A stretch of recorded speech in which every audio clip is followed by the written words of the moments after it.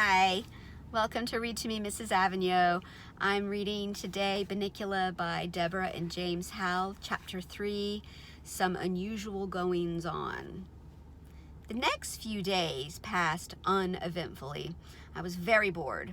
Our new arrival slept all day, and Chester, whose curiosity had been aroused by the strange behavior of the rabbit that first night, had decided to stay awake every night to observe him.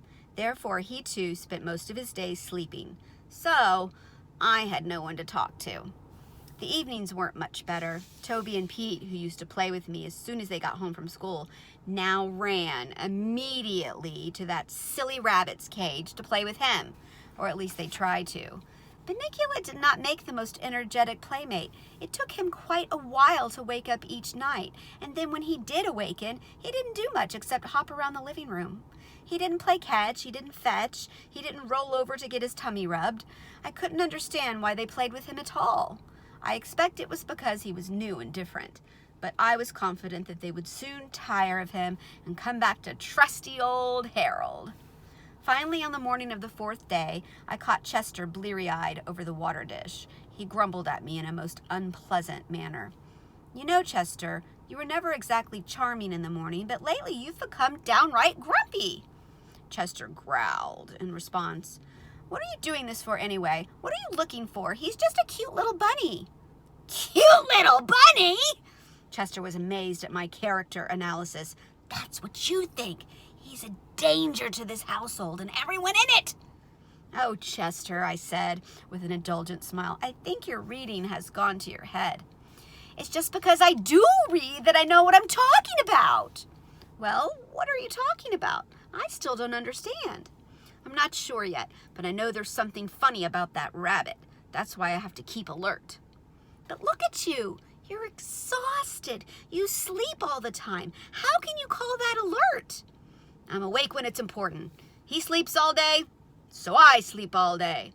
"So just what have you seen since that first night that makes you so uneasy?" "Well," said Chester, that is..."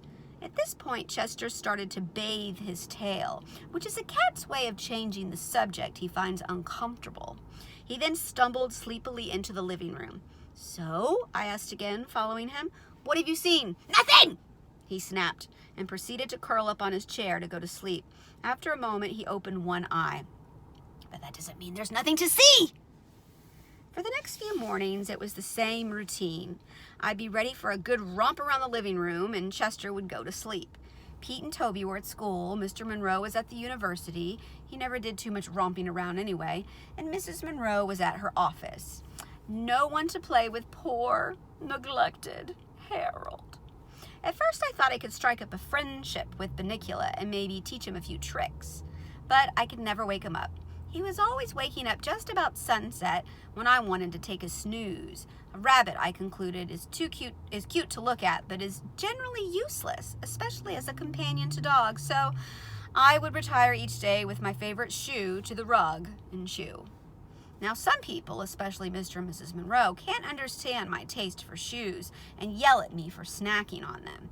But I always say there's no accounting for taste. For instance, I remember one evening when Mr. Monroe picked some of his sour balls out of the bowl by his chair and dropped a green one on the floor. He didn't notice as it rolled across the room and landed near my nose. I decided this was a perfect opportunity to try one for myself. I placed it in my mouth and wished immediately that I hadn't. As the tears started running out of my eyes, I thought, "What's wrong with my mouth? It's turning inside out." Mr. Monroe immediately noticed that something had happened. "What's the matter, Harold? Are you looking for someone to kiss?" "Help, help!" I wanted to cry, but all that came out was "oh" sound. I "oh" for days. So how can anyone who likes green sour balls criticize me for preferring a nice penny loafer or a bedroom slipper? But back to the matter at hand. One morning, Chester had news. "That bunny," he whispered to me across our food bowls, "got out of his cage last night." "Don't be ridiculous," I said. "How could he break through that wire? Look how little he is." "That's just it. He didn't break through any wire. He got out of his cage without breaking anything or opening any doors." I looked puzzled, so Chester told me the following story. "Now, Harold," he said, "I don't want you to think I'm not a good watch cat, but after a few hours last night, I grew curious about the time. I went into the hallway and, you know that new clock they've got, the big one that goes all the way to the ceiling? Well, see, it has this thing in the middle called a pendulum. At first I figured I would just leave it alone. It looked like the spool they tied on a string and hung from the doorknob for me to play with when I was a kitten. Every time I hit that silly spool with my paw, it would swing back and hit me on the nose. I hated that toy. So naturally, when I saw this one, I decided not to have anything to do with it. I checked the time. It was midnight.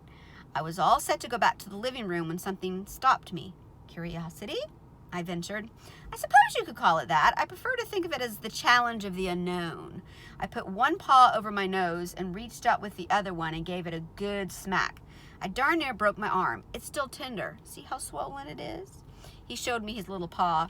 I couldn't see anything wrong, but I knew better than to argue with him. "Oh yes," I said, "that looks terrible. You must be suffering awfully. You better go easy today." He limped dramatically, just far enough to display his new handicap, and continued. "I couldn't even get to the pendulum. Somebody had put glass in front of it, and I was pretty mad. I was all set to go back, but at the same time, I couldn't help watching that thing move back and forth, back and forth, back and forth. It was so easy to watch, and before I knew what had happened, I was waking up." "You fell asleep?" I asked incredulously. I couldn't help it. I didn't even know it had happened, but I looked up at the face of the clock, and it was 12:45. I'd been gone 45 minutes. I ran back into the living room, looked at Bunnicula's cage, and it was empty. I couldn't imagine where he was. Then I noticed a light coming from under the kitchen door. I went into the crouch, stalking the light, when click, I heard the refrigerator door close, and the light went out. "It must have been Mr. Monroe having his midnight snack," I suggested. "No, that's what I thought." I jumped on my chair, curled up real quick, and kept one eye open, pretending to be asleep. Slowly, the door to the kitchen squeaked open. The little head poked out from around the corner and looked to either side to see if the coast was clear. Then, guess who came bouncing out all by himself with that idiotic grin of his plastered all over his face? "Well, I guess it wasn't Mr. Monroe," I said. "Not unless he wears bunny pajamas and gets very tiny at night." "Bunnicula, huh?" "You got it. Unfortunately, I hadn't positioned myself so that I could see him get back into the cage, and I didn't want to let him know that I had seen anything, so I had to stay put. I still don't know how he got out or back in." At this point, Mr. Monroe came downstairs to make breakfast. I wondered if Chester hadn't dreamed the whole thing. He did admit he'd fallen asleep, and, as I've said, he has quite an imagination.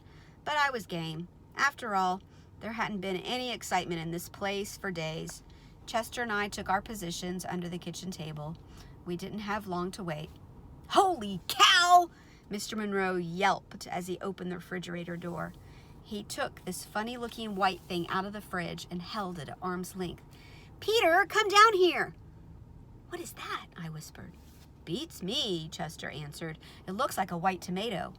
"Very funny," I said, as Pete came into the kitchen. "Peter, have you been playing with your chemistry set in here?" "No, Dad, why?" "I thought this might be one of your experiments. Do you know what it is?" "Gee, Dad, it looks like a white tomato." Just then, Mrs. Monroe and Toby came into the door. "What's all the fuss about?" Mrs. Monroe asked. "We were just trying to figure out what this is." Toby pulled it down so he could get a better look. "Well," he said, "it looks to me like a white tomato." Mr. Monroe took a good long look. "You know," he said to his wife, "it really does look like a white tomato." "There's one way to find out," said Mrs. Monroe, who was always the practical one. "Let's cut it open and see what's inside." Everybody gathered around the table. I jumped up on a chair, and in all the excitement, no one noticed that I had my paws on the table, which under normal circumstances was discouraged, to say the least. Chester wasn't so lucky. "Chester, get off the table," Mrs. Monroe said. Chester jumped onto Toby's shoulders, where he stayed to view the proceedings. Mrs. Monroe took her sharpest knife and cut cleanly through the thing. It fell into two halves. "It's a tomato, all right," said Mrs. Monroe. "Here are the seeds." "But it's all white," Toby observed. "And look," said Pete, "it's dry." So it is, Mr. Monroe said as he picked up one of the halves. There is no juice at all. Well, Anne, what do you think? It's gone bad, I guess, though I've never heard of a tomato turning white before. Come on, she said, clearing the table. Let's throw it out and have breakfast. And Harold, get your paws off the table. Rats. Chester jumped down from Toby's shoulders and motioned for me to follow him into the living room. This had better be important, I said. They're cooking bacon. White tomato, very significant, Chester murmured. So it's a white tomato, I said, edging my way back to the kitchen door. What does that have to do with Bunnicula? I can tell you one thing, Chester said. I got a good look at that tomato. There were very suspicious marks on the skin. So, I believe they're teeth marks. So tonight, I'm going to reread a book I read last year. How fascinating, I said, as the aroma of frying bacon wafted across my nostrils. And what book might that be? The Mark of the Vampire. What? I stopped dead in my tracks. Meet me tonight after the others have gone to sleep. You better take a nap today so you can stay awake. Chester closed his eyes. I shifted my look to Bunnicula, who seemed to be asleep in his cage. A tiny smile sat upon his lips. A happy dream? I wondered. Or something else? My reverie was broken by the sound of crunching bacon. I was in the kitchen in a flash.